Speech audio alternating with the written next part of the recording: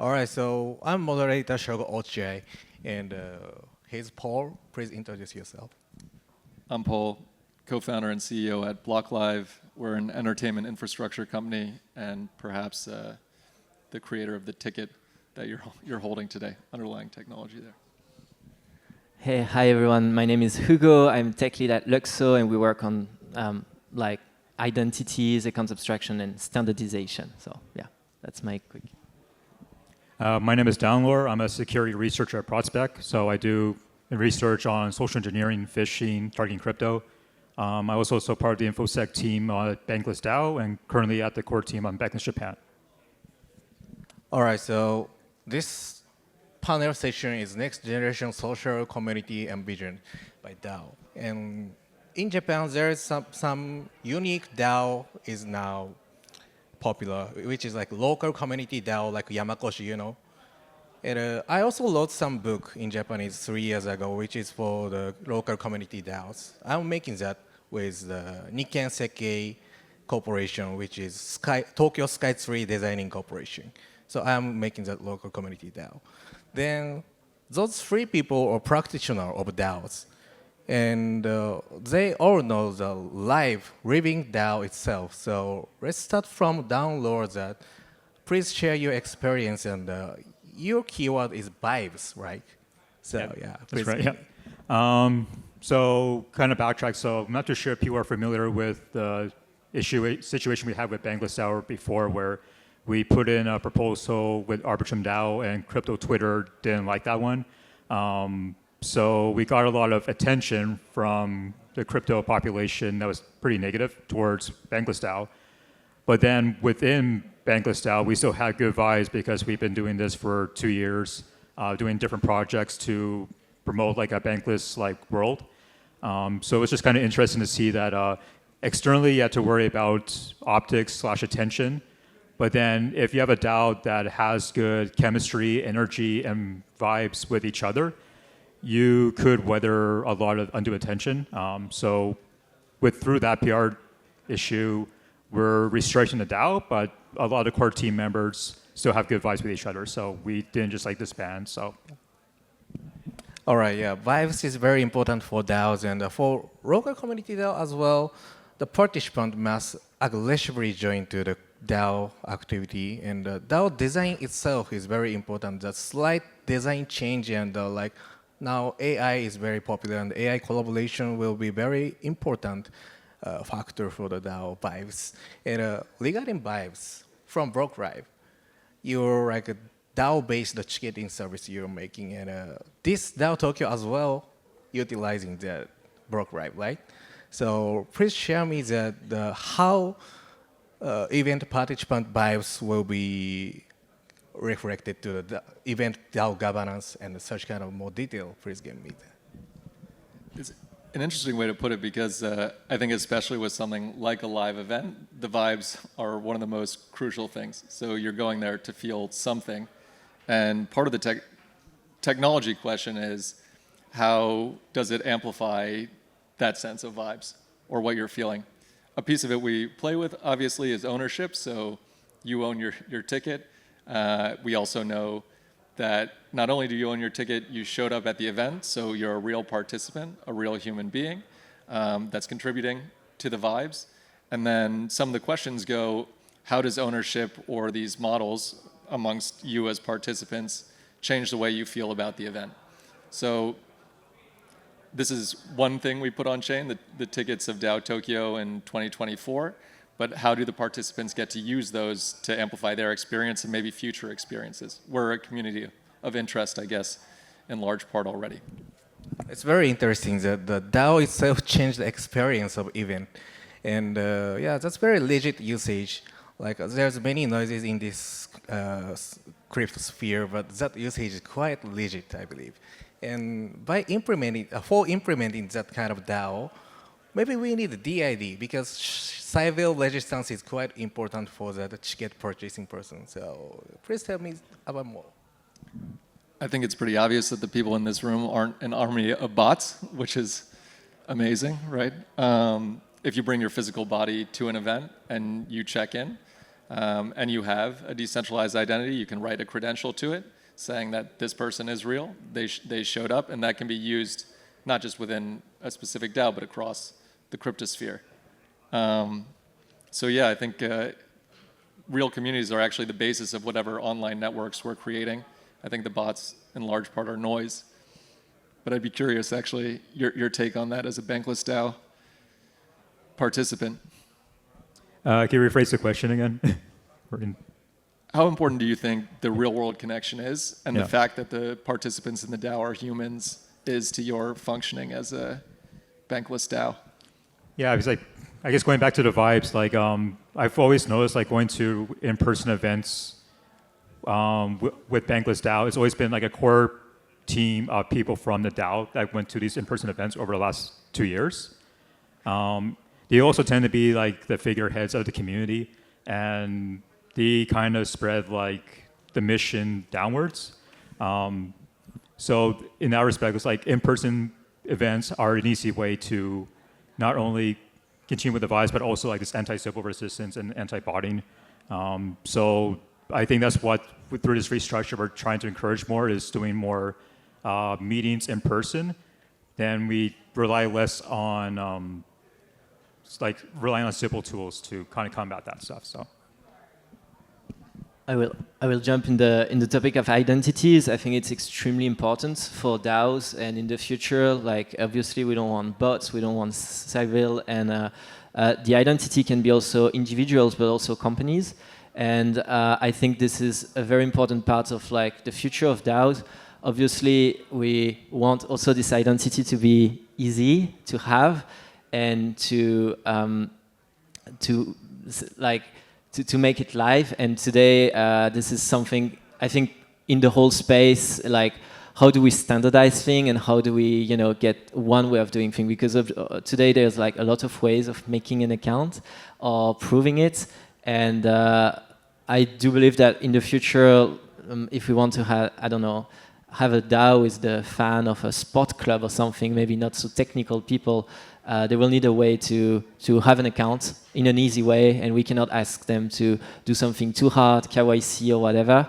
And that's obviously all the challenges of doing things decentralized is like, who do we trust, right? So yeah, a very important topic. Yeah, the idea with DAO is quite hot topic. Like there's many implications that cooperation game, like each DAO member can cooperate with each other if there's DID and the trust, repetition, blah, blah. But if there's many DID standards, DAO must be deal with that. DAO must have same interface. So DAO standardization is quite important in the future, and we have to start it now, because after we make many things, standardization is quite hard, so we'd better to start it now. And for example, DID, like how data should be held in DAO is kind of not a big matter. The big matter is the getter functions interface, right? How we communicate with external world. And is there any clues that DID related DAO interface? So there is a very nice project called DAO Star. Maybe you know. It's backed by a lot of big projects, and they did an amazing job at standardizing things, making all those nice JSON files that you can connect to different systems. I'm not sure how the identity is managed here, but yeah, obviously, as with everything, standardization on blockchain is let the best win at some point. And yeah, there are a lot of standards, but there's still this kind of thing of fight sometimes, like, oh, my standard is better, your standard is better, and then we end up in this situation. And I think at the end, the users just had like 5 accounts or 10 accounts, I don't know, one for each standard. I think it's just natural, and over the time, the best win or the best ideas will stay. So yeah, DAO Star, check, it's amazing. So yeah, that's something I wanted to share. I'll share my experience that I made a standard which is not DAO standard. That is just upgradability standard of Solidity. But after making standard, I noticed that GPT learned it. So GPT can speak, and GPT already know my standards. That is very kind of, yeah, quite good experience it was. And making standards is not the cumbersome task. It's just like publishing. because I'm spontaneously run it. So yeah, maybe we'd better to more open to make standard, and we can collaborate, I believe. So yeah, is there any other DAO standard possibility? Do you think, Hugo? There's obviously those famous tools that maybe you all know, Snapshot and so on. So I think it brings let's say, a common view across, I know that DAO through this interface, and then I know this DAO through this other interface. So I think that helps. I don't know if that's a standard, but that helps. So yeah, obviously there is also Discord, which is a nice, there's always this joke that a DAO is just a Discord server or Telegram with a multisig. I guess as more tools will come, then it will be easier. But yeah, I don't know if at Bankless DAO, if there's any tools that you use to, standardize thing, maybe. Well, that's a good question, because I think at a time when Bankless DAO was in peak in terms of number of users, we had an issue with standardizing tools within a DAO. These were using too many. Like we have Discord, Telegram, a whole bunch of other chat tools, because we would partner up with other protocols to use those tools. So I think we tried like most tools out there within Bankless DAO, but then going back to the standardizations, there's standards across like the ecosystem, people trying to figure it out, but it's also trying to figure out a standard within a DAO, because especially for bigger DAOs, you have different projects and different guilds, departments. They kind of want to have their own standard of doing things, but then you try to collaborate with another team, that standard's going to clash with other standards. So yeah, so the standards within a DAO also need to be set, and yeah. Before going to Paul's question, I have a gut feeling that DAO user is now diverse. Like Bankless DAO is more elite user there is, I believe, because like DeFi elites there is maybe. And for Blocklive, pure event participant there will be, right? So the user experience will be far different. And the difficult point is we have to abstract all the aspects, because both are DAOs and we can make some standard. And for gas, how do you deal with gas problem? And I want to ask Hugo as well that gasless DAO, more like treasury compensated gasless DAO, will be very important thing for the major mass adoption of the DAO. And how can we make standard of that? Yeah, it's a good point. So let's say you ask someone who is not crypto native. So let's say you have, I don't know, the local farming association, and they want to have a DAO and like figure out how they will spend the money of whatever community. And obviously, if you ask those people to load some token to pay transaction fees, it's hard, right? Why would they do this?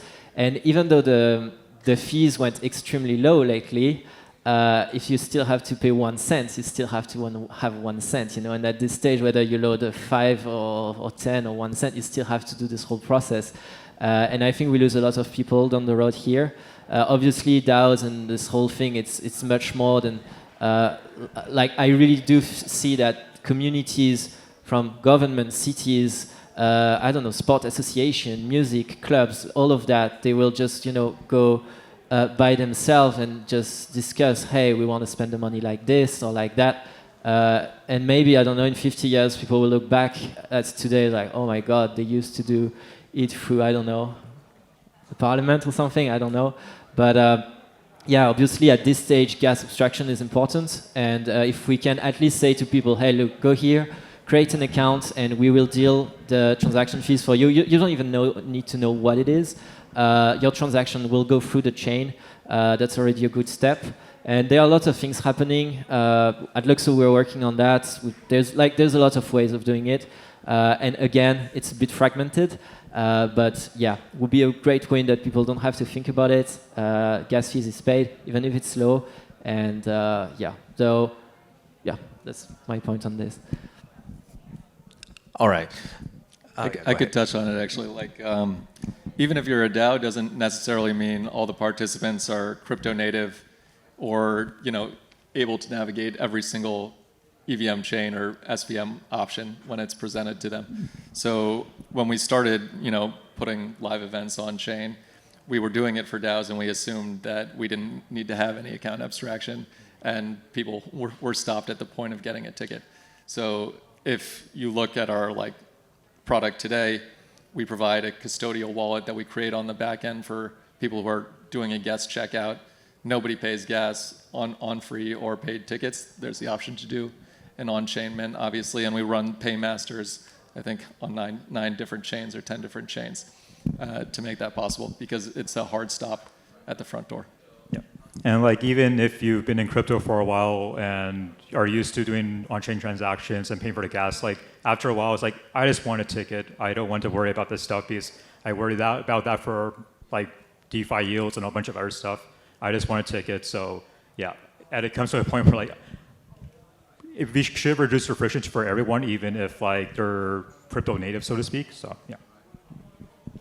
You don't want to bridge for like 20, 30 minutes to mint directly on ARM? I try not to anymore, yeah. All right, so now prepared topic has been exhausted, and we would like to dig more about what we are doing, and we can ask more questions from audience as well, I believe. So if there is some audience who want to ask a question, please raise your hand and ask that. And if there is some very good topic, go ahead. Yeah, I think it would be nice if anyone has a question to know, like maybe, like, does anyone here has been involved with like, you know, running a DAO with non-technical people? I'm not saying, you know, a crypto community, but something that might be, you know, like, yeah, just your brother, your sister, your mom, whatever. I think it would be interesting to know what was your experience with this. So yeah, maybe it's a lot to ask, I don't know.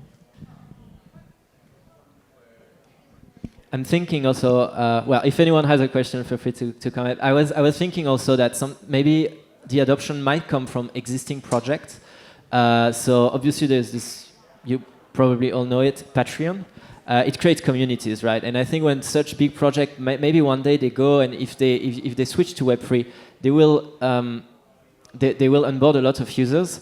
And I think this is also a way to you know, turn those communities into something where they can decide, and it's not centralized anymore. And I don't know what those companies think about DAOs and everything. Maybe it would be interesting to reach out and say, hey guys, like maybe they're already looking into it. It would be interesting to see. I don't know if there are like other projects that could you know, benefit from their existing Web2 community and come into the DAO world. Can I ask audience questions that, okay, the person who belonging to at least one DAO, please raise your hand. All right. Oh, no DAO people also there is okay. So, all right, yeah, I have a topic. This is not prepared topic anyway. I made a local community there, and I noticed that I'm living in Saga Prefecture, which is quiet rural area in Japan, southern area of Japan. There's many oldie, like 60 years old, oh, still young, you know. So 75 years old, and there's so many such oldies there is. And I noticed that everyone is busy. Everyone is busy and not joining to the public conference in the region, like House Owner Association or something others. Same thing goes to DAO, that it's direct democracy basically, and each proposal coming in every day, and we have to vote for it. We have to chase all the discussion. Such kind of very busy situation there is, you know. And for my DAO framework, which is open source, the name is Text DAO, and that has sortition system. Sortition, it's like random choice of a member. So it's like, if there is 100 people there is, pick 15 people from the entire member and put them to the proposal, and they can vote. They only can vote. And there will be many parallel proposals. This aimed to achieve more kind of not busy DAO experience. I'm not sure it works or not, but is there any, do you feel that this busy feeling is problem or not? And is there any other solution for that? This is maybe related to the vibes. I mean, decision-making fatigue is a huge thing. So even people who are highly engaged at the beginning are likely to fall off the cliff eventually. I can speak a little bit to the entertainment case or like the topic of interest case, which is that there's going to be a power law of people who are super interested in a subject, or to take the sports example, super fans of a team that might be very interested in decision making about a couple of things that matter to them. Same way you'd make a lineup, you know, or who the opening act should be for your favorite comedian. Something like that, a small group of people would remain interested in making decisions about. But it's also tied to the incentives around the community. Why are those people there? Why are they coming to make the decisions? Is it financially motivated? And I imagine it's quite different in the context of different sort of DAOs.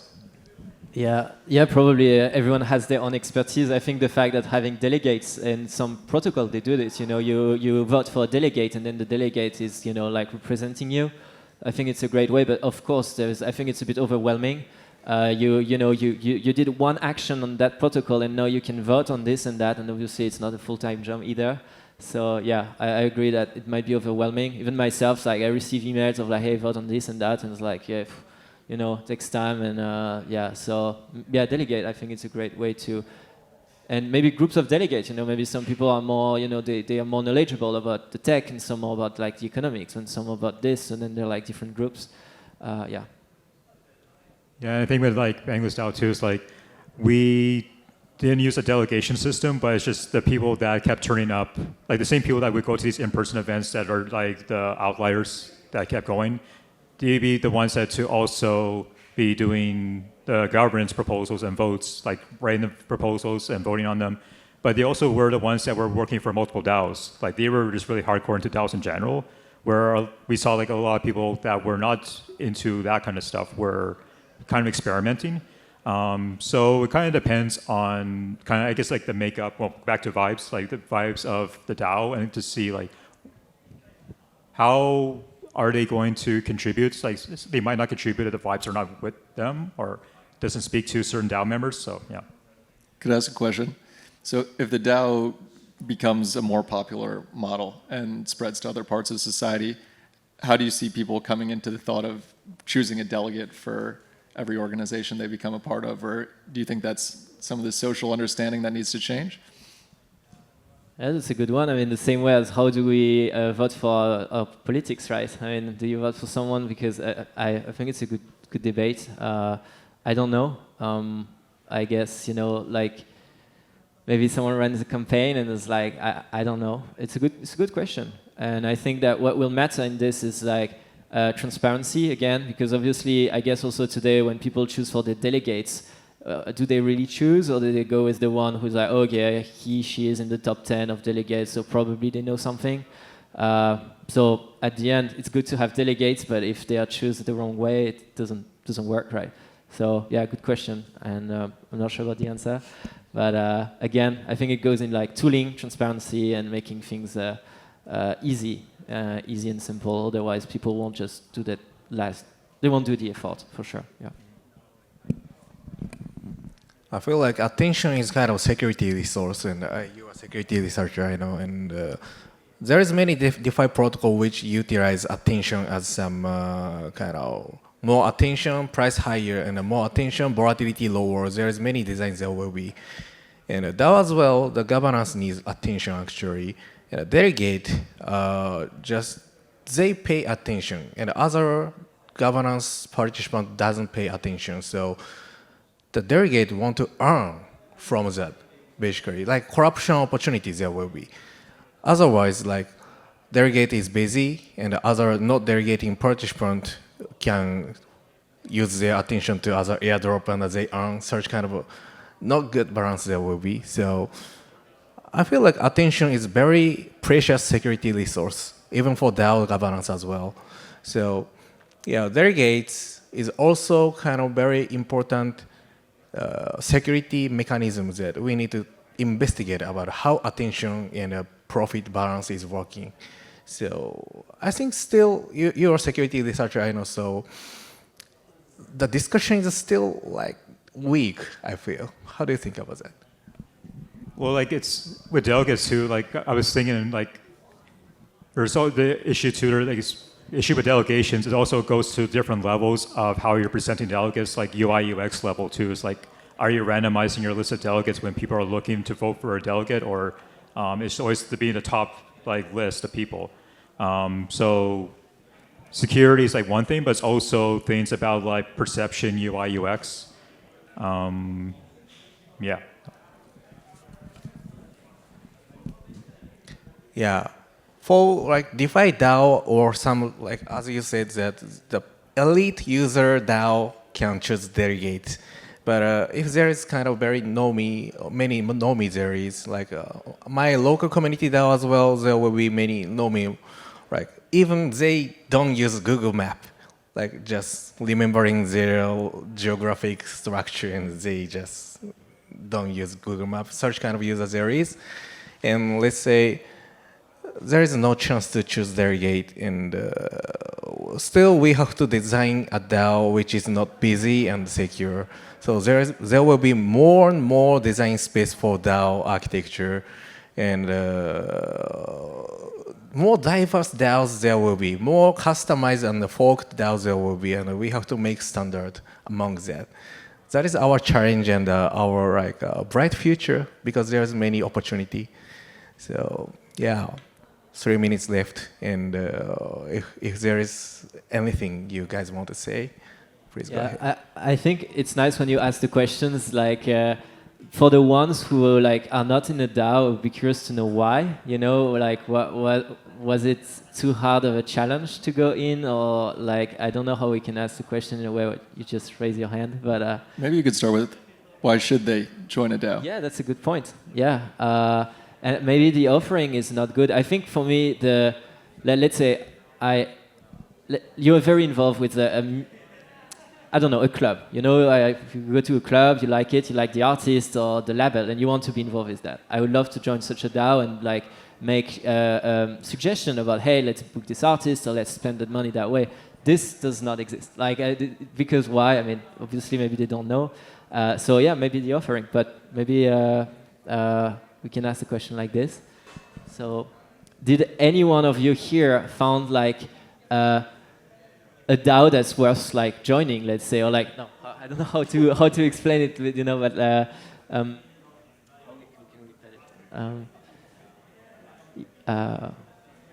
okay, who thinks there's no DAO here that is worth joining? Or yeah, raise your hand if you don't know any DAO that you could join, let's say. Okay, so everyone would be happy to join a DAO, let's say.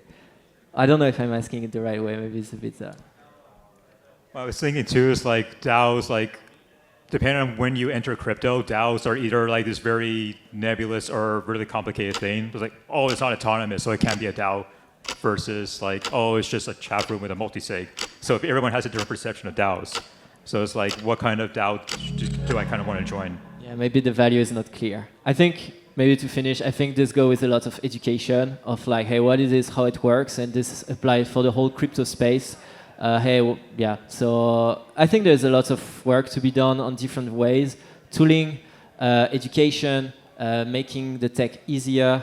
But yeah, there are a lot of companies working on all of those different steps, and I think that yeah, just give it time and it will make things easier. But I do believe there's a lot of value in having community to decide what they want directly, and yeah, I really do think it will change societies, but yeah, that's my personal opinion. I don't know if we'll have 1 minute or 9 seconds. Maybe we can finish with a little closing word from each of us.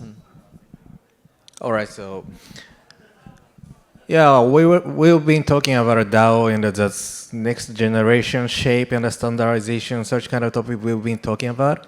And yeah, you know, AI is now popular, and Solidity development is much more easier. So many custom DAO will be there.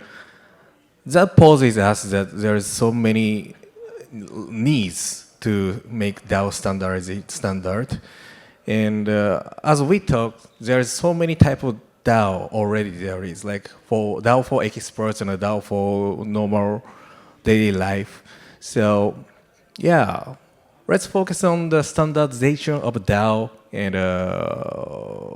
let's consolidate how DAO integrate with each other and how we can get accustomed, how normal people get accustomed with the DAO experience. Such kind of onboarding is very important now. So yeah, let's do it.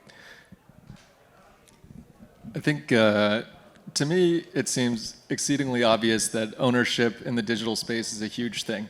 So being able to own part of a community of interest, something that you love, will only amplify the experience. I think by accident, just by owning a ticket to DAO Tokyo, you are in part an owner of this event. It depends, how they utilize that and how it plays into what's happening here today and what might happen in the future. But it seems clear to me that as a Rangers fan, I want to partly own the Rangers, and I don't know how to do that. I'd like to do that in digital space and have it represented. And I think to the point about abstraction, if we can make that journey obvious and fun and exciting, and the participation, delightful, then it'll really change the acceleration, the adoption of this kind of thing, even if it's not necessarily called the Rangers DAO. But yeah, that'd be my piece. And I guess what I learned from Bankless DAO is that even if crypto Twitter doesn't like what you're doing, if you have good vibes and you can last through like bad optics and stuff like that, then you probably have a good team to continue with different projects. It's kind of like if you're doing a startup, you might have failed a startup, but then if you found like a good founder, then you can continue on with different projects. So yeah.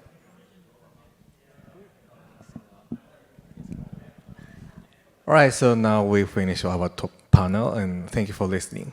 Thanks. Thanks so much. Thank you.